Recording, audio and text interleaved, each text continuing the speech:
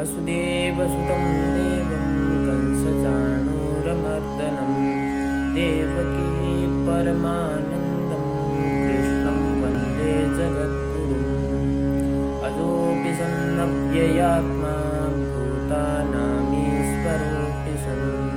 प्रकृतिं स्वामधिष्ठाय सम्भवाम्यात्ममायया यदा यदा हि धर्मस्य ग्लानिर्भवति भारत अभ्युत्थानमधर्मस्य तदात्मानं सृजाम्यहम् परित्राणाय साधूनां विनाशाय दुष्कृतां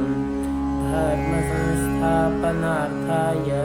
सम्भवामि युगे युगे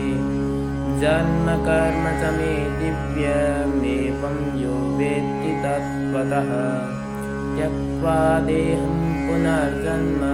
नैति मामेति सोऽर्जुन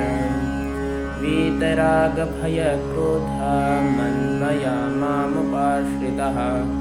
बहवो जानतपसा पूता मद्भावमागतः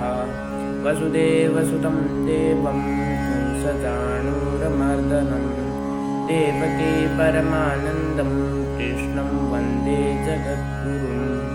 कृष्णं वन्दे जगद्गुरुम्